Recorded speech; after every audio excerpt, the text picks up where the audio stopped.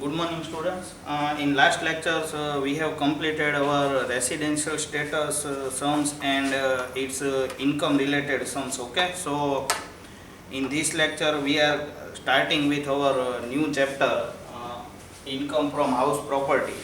So, first of all, you should have information about house property. For many purposes, persons are purchasing or SSEs are purchasing house asset or a house. There are many objectives are there for the purpose of investment, okay, for purpose of giving it on rent. There are many purposes. If SSE is having one house, then another extra house will be for his investment or for earning rent purpose. Okay, so in those cases, income tax is applicable on that kind of incomes. If SSE is giving his flat or residential property on rent to another person, and on behalf of that he is receiving some amount on the monthly basis, then this income will be taxable for him. Okay, so those kind of incomes will be considered here. Okay, so you should have some questions in your mind, if on which basis or on which type of rules income tax department takes income tax on those kind of incomes. Okay, so there are three portions which you have to consider here for short time and for starting sums. Then after we will make extra or additional information I will discuss with you. Okay, so first of all we have to find out expected rent. Expected means in 1 year a house property, how much amount it will earn for the SSE.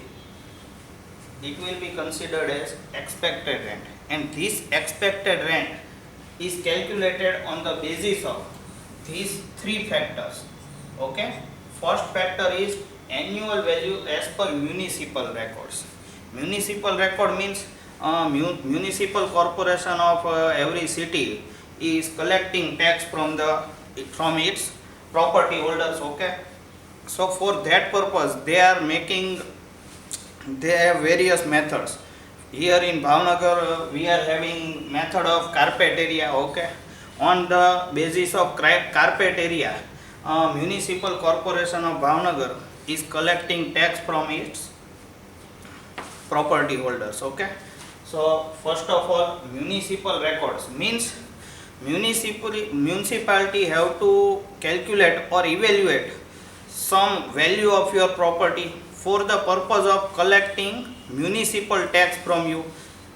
You know that house tax we are always paying, water tax, so those kind of bills are coming to us and we are paying for that. So these valuations will be considered for that purpose.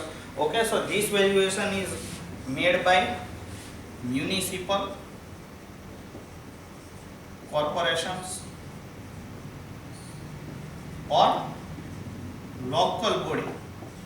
It is also known as local body. Okay, this is our first factor on the basis of which we will try to evaluate the valuation of our property or expected rent. Okay, second one is fair rent. Fair rent means in area in which our house property is, there is average amount of rent which always collected by the other persons. Okay, so according to area, Bhavnagar is having many areas. In some areas rent would be high because of its facilities, because of its locality, its law and order situation in the area, or in situations where many times valuation of rent may be low in some areas. So it depends on area, locality, facilities. Okay, on those basis fair rent is calculated. So here no government authority is considering that, it is pure market value. Okay, it will be also considered as market value of that property for the purpose of rent. Okay, So in case of fair rent, okay, then after third one is standard rent. Standard rent means it is as per Rent Control Act. Okay, in India there was a problem of higher rent. Okay, in areas like Mumbai there was a very high amount of rent was charged from its tenants by house property holders or owners. Okay, so for the purpose of controlling the rent, government has already issued or they take into force an act which is known as Rent Control Act, which was applicable in Maharashtra. But then after it becomes applicable in whole India. Okay, so it was a starting point. So this rent which is as per Rent Control Act, which will be known as standard rent. Okay, so third point is standard rent. So we are having three components for calculating expected rent. Okay, our first point is annual value as per municipal records. Okay, so municipal records, it will be maintained by municipality or corporation. Okay, then after second point is available to us is fair rent. Okay, so fair rent of the house is depend on the area or locality. It is also known as market value of rent. Okay, so area wise it is determined. Okay, and then after third point is our standard rent. And in case of standard rent, it was from as per the Rent Control Act, and standard rent is decided as per Rent Control Act, and it becomes effective from Maharashtra because of higher rent was taken by property holders or owners from its tenants. So to eliminate those kind of problems, standard rent was calculated according to Rent Control Act, which was applicable in Maharashtra, and then after it becomes applicable to whole India. Okay, so these are the three components. So students, first you have to consider that as per municipal record or municipal valuation, this point will be A. Okay, then after fair rent would be B and standard rent would be C. Okay, so first of all, for calculating expected rent, you are required to compare these three factors to each other. Okay, so how you have to compare it? So first of all, A and B will be compared, and then after higher value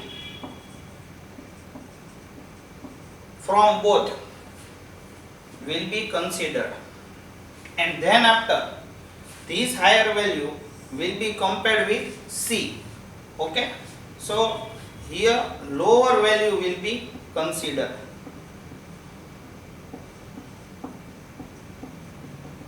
Okay, it is an introductory lecture, so first of all I have discussed those things.